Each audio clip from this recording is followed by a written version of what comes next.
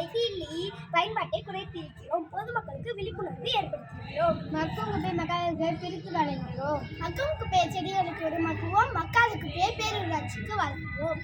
நன்றி. குமார், அரசு உயர்நிலைப் பள்ளி குன்னம்நாயக்கம்பட்டி 7ஆம் வகுப்பு பயில்கிறேன். தேசிய பசுமை படையில் விசைநிலையம் என இயக்கம் உள்ளது.